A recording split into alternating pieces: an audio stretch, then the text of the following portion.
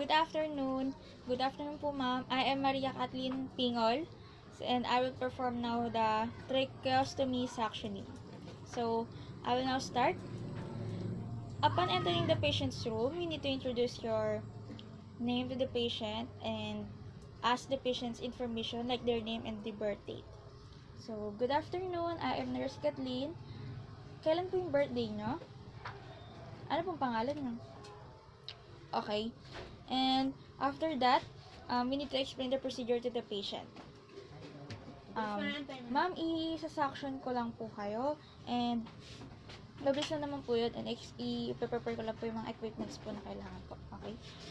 After explaining the procedure with the patient, we need to adjust the bed so that the patient is in a comfortable position.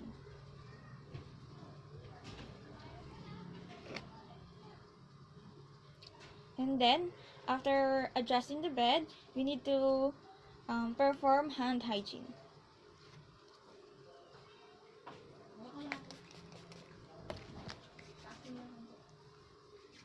After that, we need to listen to the breast sound of the patient. If the sound is junky or and sound for secretion, okay.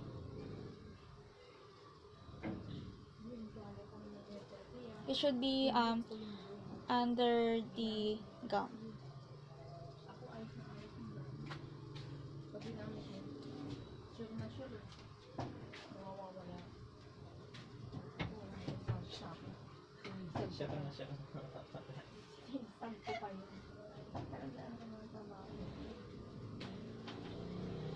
Okay. Sounds are normal. Mali ka na naman. Then after that, we will now prepare the equipments needed. So we have here our suction machine. We have here a suction bottle, suctioning tube, and the machine. So the pressure should be between 80 to 100. So our pressure is between that. Now, the equipments that are needed is sterile water. So for sterile water, we need to check the time and the date so we make sure it is not expired. And upon opening it, especially if ikaw yung unang nagbukas, you need to put the time that you open it and the date as well as your initials. So, yung next na gagamit is alam. And kasi kapag lagpas na 24 hours, is hindi na pwedeng gamitin yung sterile water because it is considered as contaminated na. Next is we need a sterile container for suction or for checking the suction. 2 pairs of sterile gloves. We need an extra gloves because if in case you contaminate by accident, meron tayong extra gloves. Next is a drape or lining. And then a sterile catheter. Okay. Before we proceed to the suctioning, we put our drape underneath under the trach. So the shiny side should be under. So we loosen the mask collar so madali lang mabuksan, mamaya matanggal.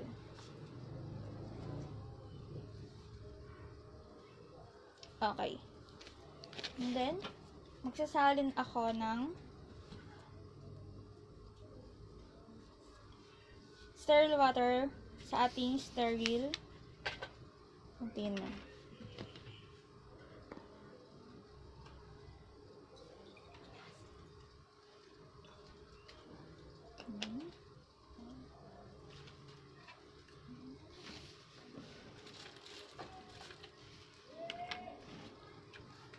I will now open the suction catheter by containing the sterility.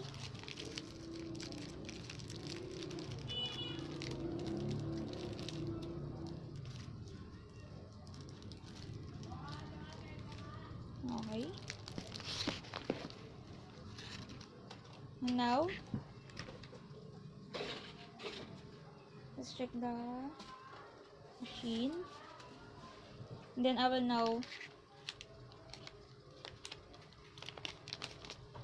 put the gloves on.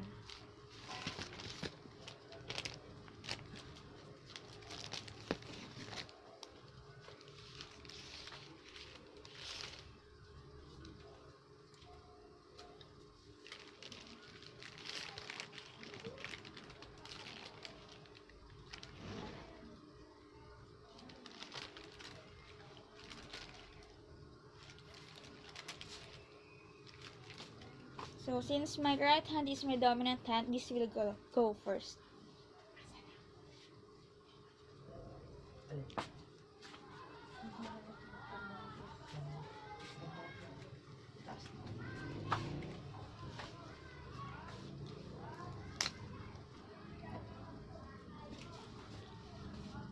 Okay, so this is not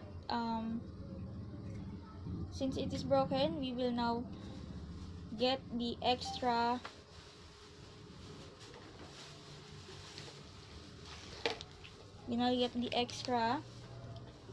sterile gloves.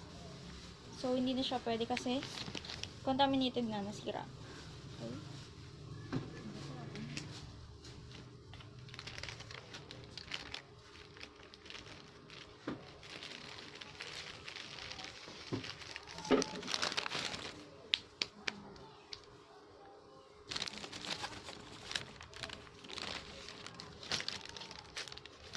Now, we open the other sterile gloves.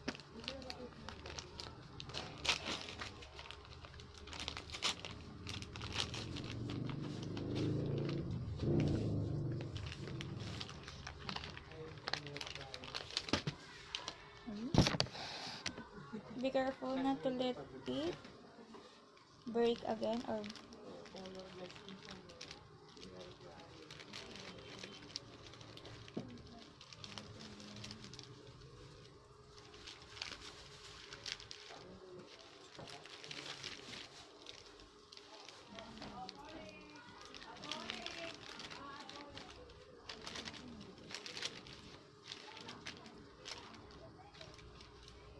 and then again, this is my dominant hand, my right hand, so it will go first.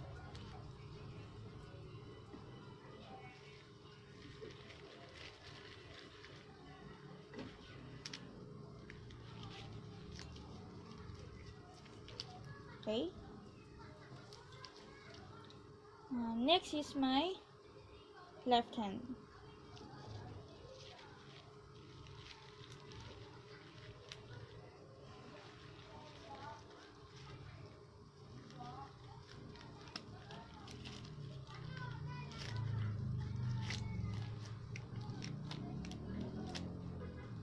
Okay. So this place is sterile. Okay. And then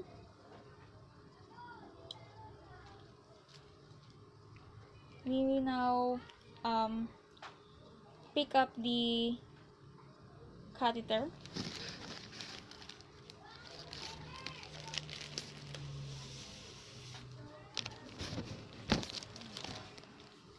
And roll it on our dominant hand, but since the suction is on my right side and my right hand is my dominant, ililipat ko siya sa kaliwang kamay ko because I can manage naman on my left hand to suction. So I will roll it on my left hand like this. And then I will purposely contaminate my right hand because I will get the suctioning tube. Okay.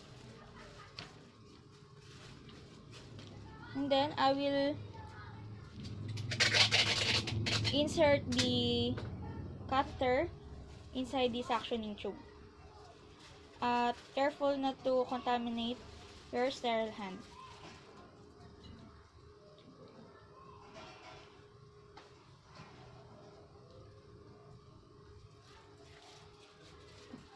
Okay, we will now on our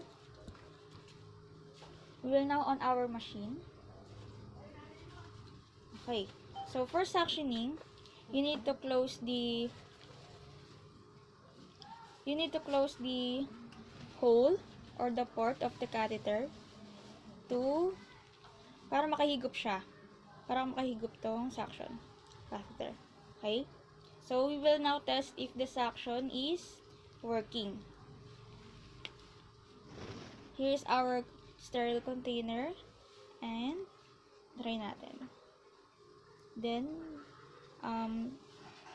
takpan natin yung butas.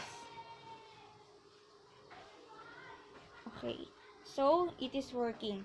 Now, I will put it back on my hand, roll it back, and then hold it for a while. And then, now, before we proceed to suctioning, we will remove the mask collar. And then, ask the patient to hyperoxygenate. So, we will ask the patient if they are able to take 2 to 3 deep breaths in. And if they are ventilated, we need to use sign mechanism. Or, if they are unventilated, we need to use ambibag.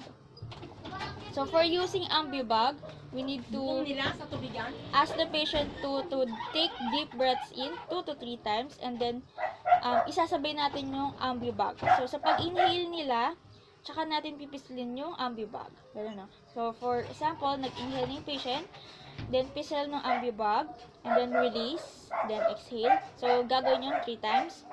So, since our patient is normal, hindi naman siya ventilated, and hindi rin unventilated, so, kaya niyang huminga ng malalim. So, pahingayin natin siya ng malalim ng 3 beses. So, after that, we can now proceed on suctioning.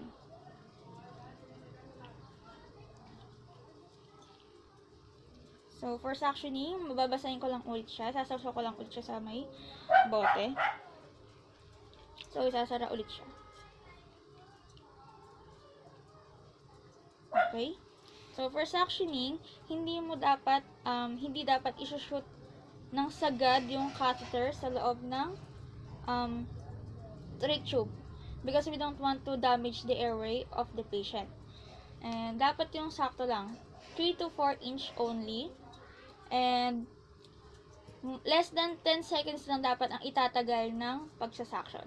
So, upon entering the trach tube, we need to twist the catheter as well sa pag-pull out ng catheter sa tube. Iti-twist natin siya para we make sure na yung secretions around the tube, inside the tube, is nakukuha. Okay? Let's now suction. And kapag mag-i-insert ng catheter or magsa-suction na, hindi muna dapat tatakpan yung butas. Kapag nasa loob na yung catheter, tsaka lang natin tatakpan yung butas. Okay?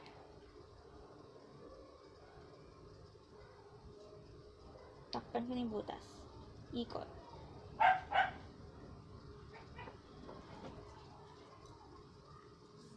Ngayon, tanggal, release. And then, after that, babanlawan na natin ulit siya doon sa may tubig kanina.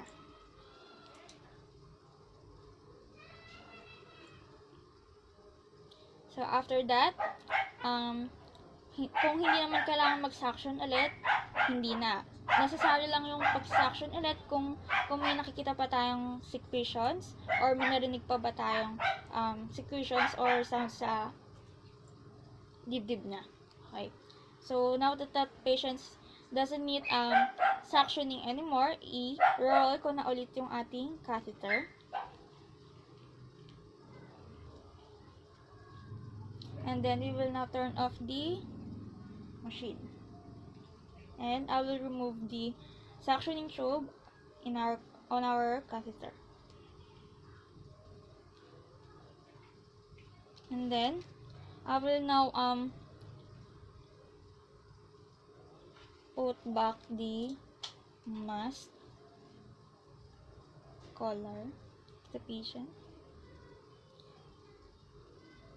And then I will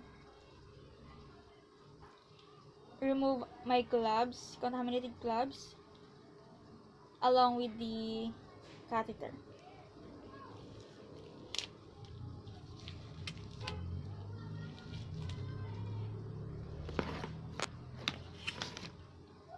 Now I will, let's just pretend that I already removed my sterile gloves, since I don't have any gloves anymore to use it for my next demonstration. So let's just pretend that it is removed. Okay. Now after doing the suctioning, we need to document the procedure that we all did, and then document the time of suctioning, the characteristic or amount of secretion if there is any secretions, and then the respiratory rate, oxygen, and the reaction of the patient to the procedure that we did.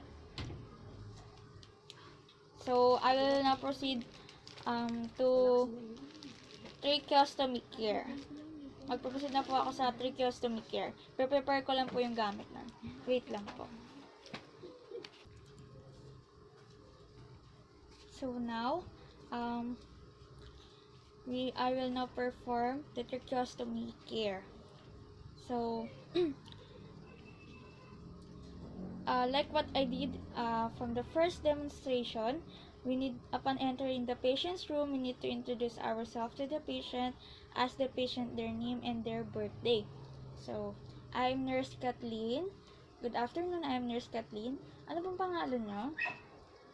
Okay. Kailan po birthday nyo? Okay. And then, explain the procedure to the patient.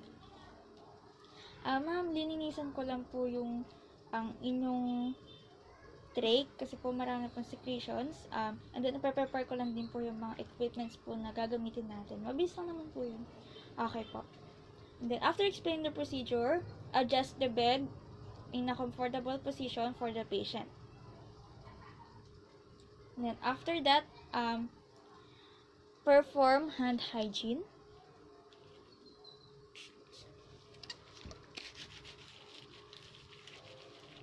And then, after hand hygiene, we need to loosen the mask collar para madali siyang tanggalin mamaya bago tayo maglinis. So now I will prepare the equipments that will be needed, which are the sterile water. Again, always check the time and the date to make sure na hindi siya expired. And upon opening, kapag first time lang bubuksan, lalagay yung date and time as well as your initial. So, yung gagamit na susunod is alam. Kasi contaminated na siya kapag lagpas na ng 24 hours lang. Yan. Then, we also need hydrogen peroxide para mamaya sa paglinis ng ating trach tube or inner cannula.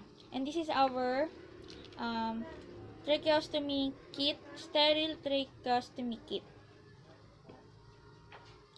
We also need sterile gloves, 2 pairs of sterile gloves.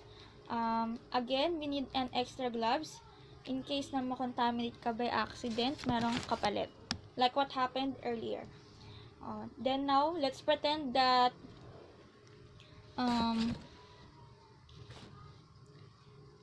I already opened a new sterile gloves, and I only have,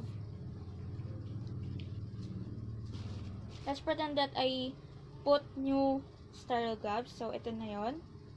Pero itong isa, kunwari din siya, walang sterile gloves. So ganyan muna siya. And ito is mayroong sterile gloves. Kasi yung kaliwang kamay ko, gagamitin ko siya pambuhos ng sterile water sa ating containers. So, itong sterile hand ko, yun yung pang a-arrange ko ng ating equipments. So, bubuksan ko muna yung takip ng ating containers.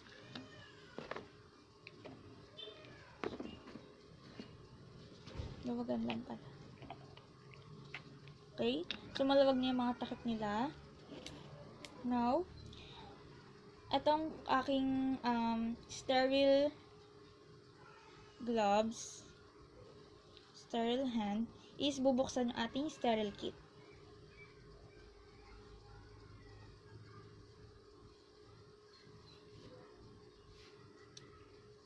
And then, kukunin natin yung mga nasa loob niya. So, first, we have sterile drape. So, eto, since kunwari nga wala siyang gloves and contaminated, ang pwede lang hawakan dito is yung dulo. Yan. Then, ilalagay natin siya sa dibdib ng patient and the shiny side will be put under.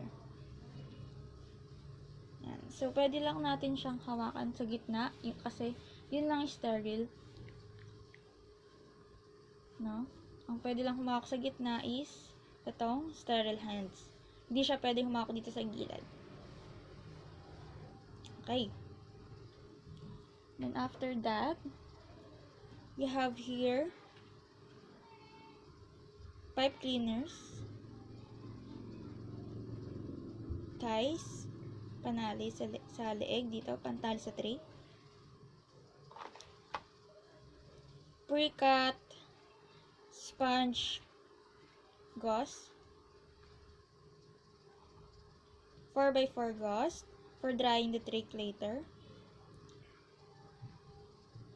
Q-tips or cotton buds, tweezers or forceps, brush for cleaning the trach, and containers, our 3 containers.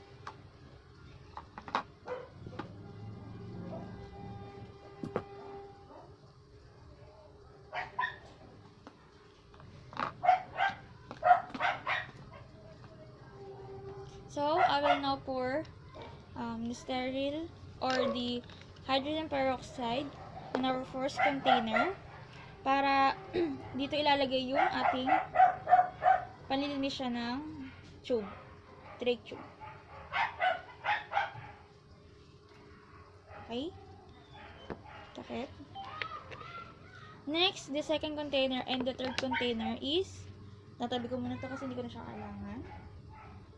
Ito naman next na container is sterile water na ilalagay kasi itong pangalawang container is for rinsing and the third container is for cleaning the plate of the trach.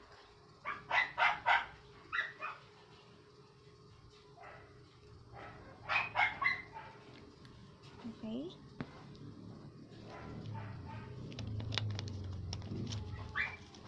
Tabi ko na siya ulit kasi hindi ko na siya kailangan. And then, after that, I will now remove the now, ang ilalagay ko naman ngayon is yung gloves ng kaliwa kong kamay. So, let's pretend na nailagay ko na yung gloves, sterile gloves ng kaliwa kong kamay. Okay? So, kompleto na yung gloves ko. And then, tsaka ko tatanggalin yung mask collar ng patient. And then, I will remove the trach tube or the inner cannula. And put it on the hydrogen peroxide container. And then, we will also remove the old dressing.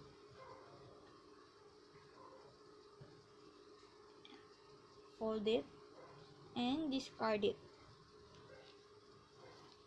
So, after that, we will change the gloves again because it is contaminated na.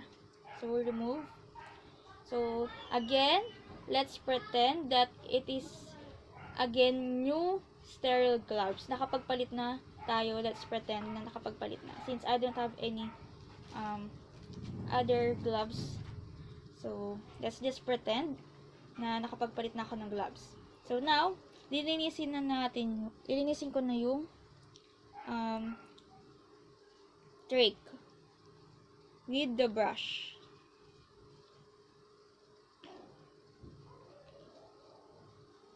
Brush natin sa loob hanggang masuksok. Then, brush din natin sa labas.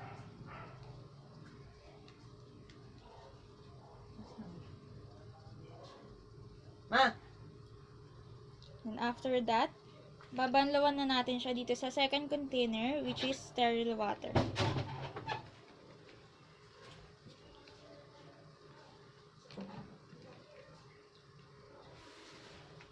So, after natin mabanlawan yung tube, is tutuyuin na natin siya ng ating 4x4 gauze.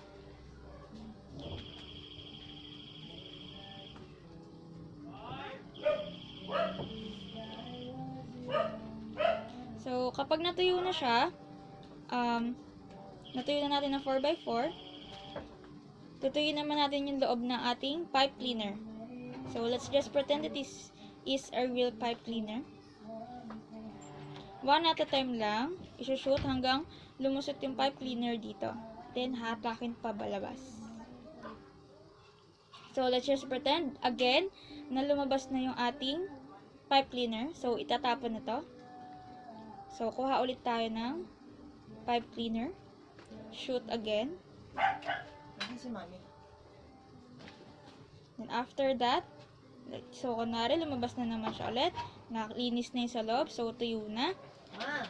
To make sure na tuyo na talaga siya is kukuha pa tayo ulit ng pangatlong pipe cleaner. So, ganon. Yun, pang tuyo ulit. Then, pasok ulit. Then, tapon.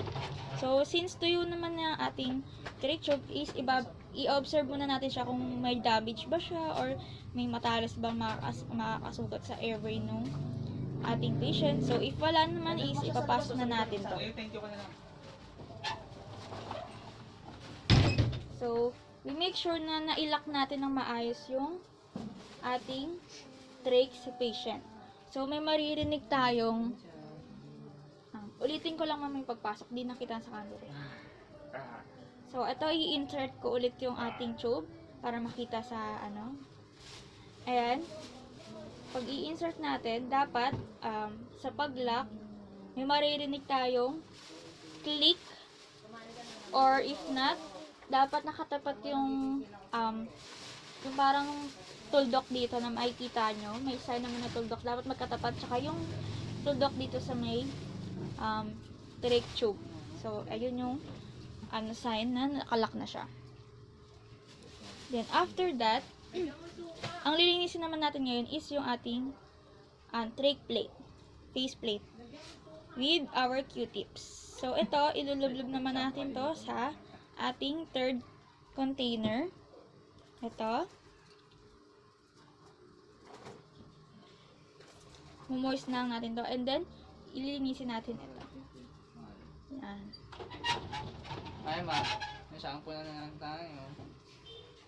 So, after cleaning the faceplate, tatapon to. And, kukuha ulit tayo ng isa pang Q-tips para naman dito sa ilalim ang linisin. So, babasahin ko ulit siya. Tapos ito? So, babasahin ko, ay linisin ko ulit.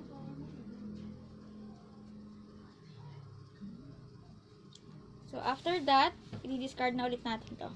So, since tapos na, ang lalagay naman natin ngayon is the pre-cut sponge gauze with the help of our tweezers para maabot natin siya. So, makakontaminate na yung kamay na, yung ating gloves kasi nga isushoot na natin to. Okay.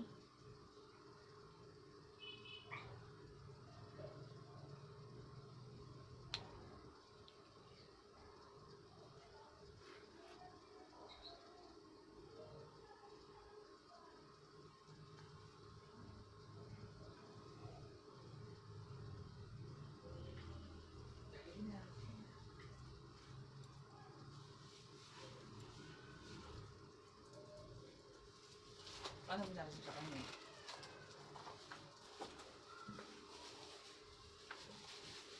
Ang gabay ito pa sa kanya. Then, i-insert lang natin yung ating gauze. So, ayan. Successful na natin ilagay yung ating dressing.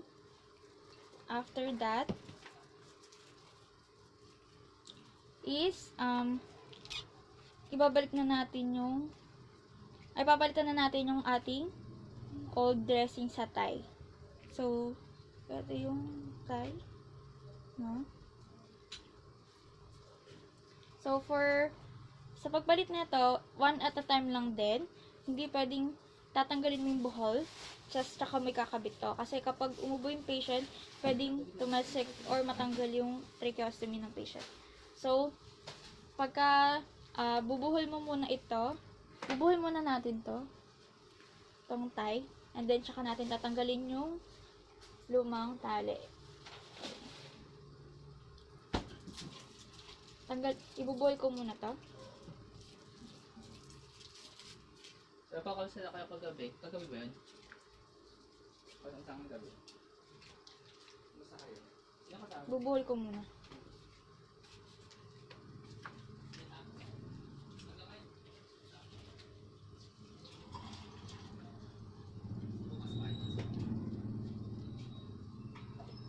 So, nabuhol ko na. Tatanggalin ko naman ngayon yung lumang tali.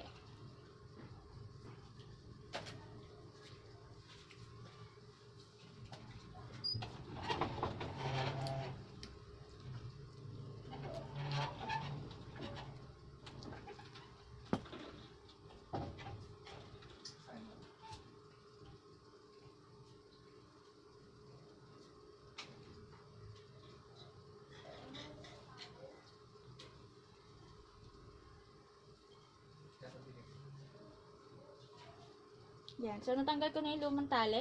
So, iikot na natin yung bagong tali kasabay nung lumang tali. So, ikot ko na sa ulo ng patient. Taba. Ikot. So, ayan. Nakaikot na siya. Tapos, ito na rin yung lumang tali. Pero nakakabit pa rin. And ito yung bago. So, again, ibubuhol ko muna yung bagong tali.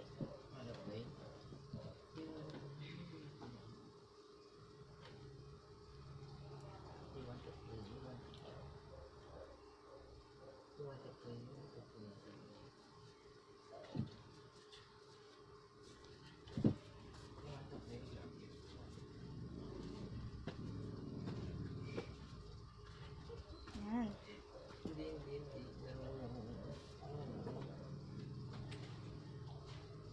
Buhol ko lang siya. Kasi gagalit ang gagalit.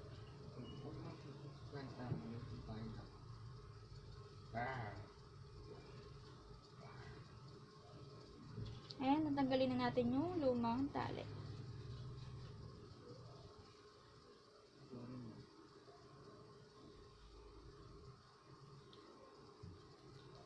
So, itatapan na natin yung lumang tali. And then, para malaman natin kung gaano kasikip na ba yung tali, is kailangan maipapasok natin yung 2 to 3 fingers natin. Or 1 to 3 fingers. So, try natin. So, naipapasok ko naman yung aking 2 fingers. So, okay na siya. Now, ibabalik ko na yung mask collar ng patient. So, bago yan. Bago. And then, I will now remove this. Discard it.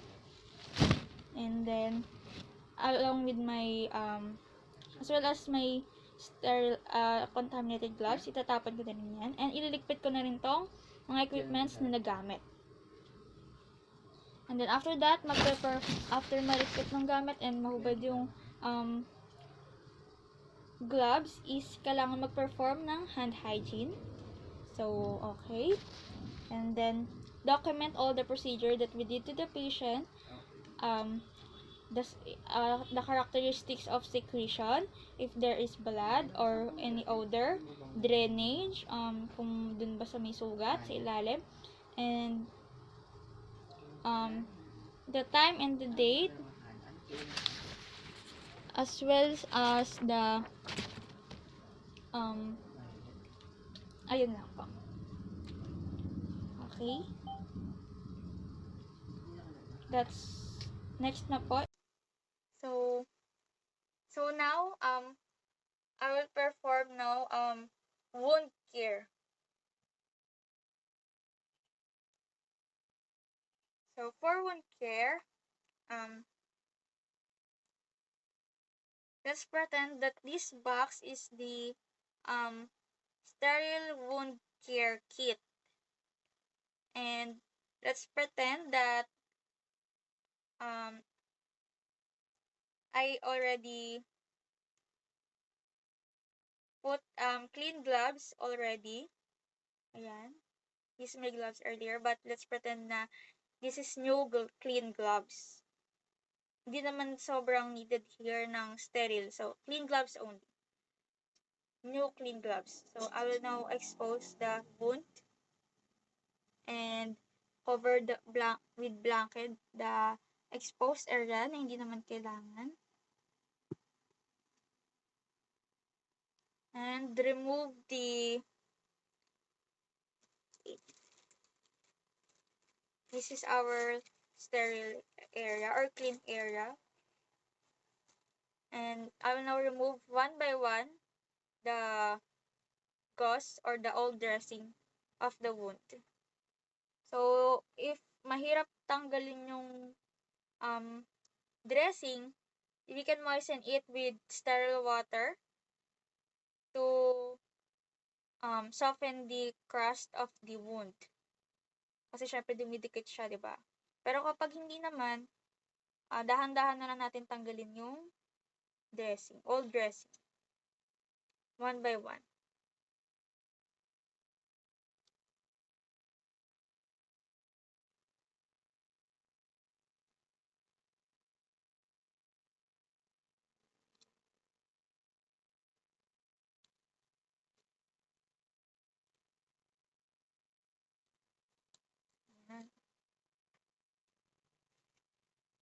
Then, we have here our waste bag. Locate it in a convenient location. So, itatapon na natin tong old dressing. And after that, tanggalin ko ulit to. Then, tapon. As well as this. And then, magpapalit ulit ako ng clean gloves. So, kunwari, tinanggal ko na siya. So, let's pretend na nagpalit ulit ako ng bagong gloves. So, ilalabas naman na natin ngayon yung mga nasa wound care kit. So, we have here the linen or drape. So, ilalagay natin siya sa under the wound.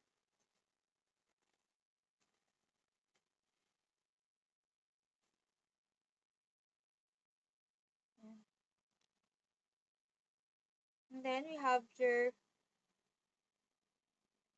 our forceps, cotton balls, scissors or micropore scissor, and then our micropores,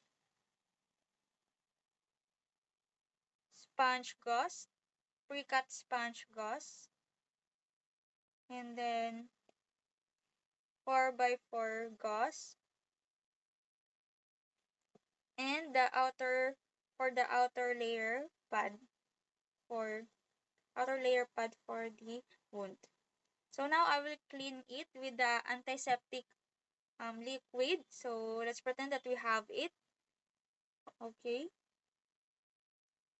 So for cleaning the wound, we have to start from top to bottom and from center to outside. So like this, from top and from center to outside.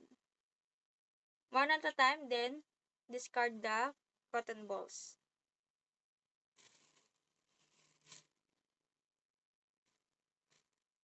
Then from center to outside, discard. Then from center to outside, discard. Again, on the other side, from center to outside. Tapon. Then from center to outside. Last, center to outside. So, see if the patient has a tube beside them, for cleaning that, we also use cotton balls and put antiseptic liquid, and then in circular motion to outward, like this. Circular, outward. Then discard. Another circular, and then outward. Last, circular, then outward. So, after that, we will now put the 4x4 gauze for the wound. I know. We will dry the wound muna pala. So, after that, we will dry the wound as well as the tube.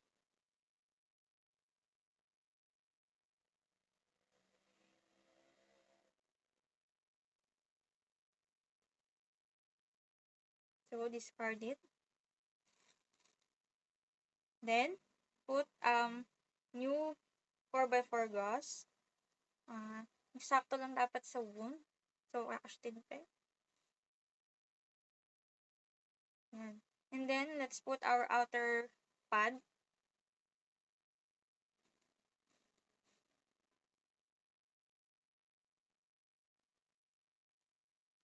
And our pre-cut sponge gauze. Like this.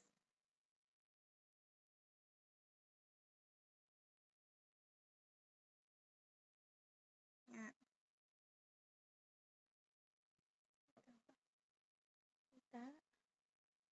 Wait. Adjust ko lang yung camera. Okay. And after that, we will now put micropore. Hindi siya kailangang saradong-sarado dito. Lalo na kung hindi naman necessary. Kasi mas maganda yung medyo may singaw para matuyo agad yung sugat. Kung necessary namang isara, tsaka lang natin ititape ng sarado. So, since our patient hindi naman need, so I have here the micropore na naka-ready.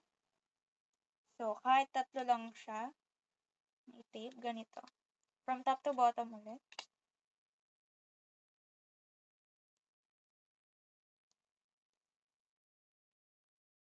Another.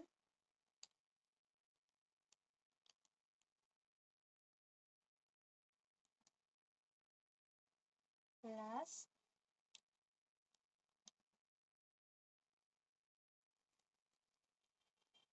Yan. So, it is now fine. Then after that, let's ask the patient if there is any pain or like that, or if there's pain, let's rate it from 1 to 10. So then after that, document all the information and the procedure that you did to the patient. And if there's are changes in the size of the wound, if there is redness, edema, or any drainage from the wound, and odor or the color of the drainage, like that, we will record on the data, and as well as the date and the location of the wound, as well as the pads. Okay, now we will remove the underpad or the drape, discard it, as well as we will clean all the use the equipments that are used. And put back the blanket of the patient. And remove our gloves. Then, do hand hygiene.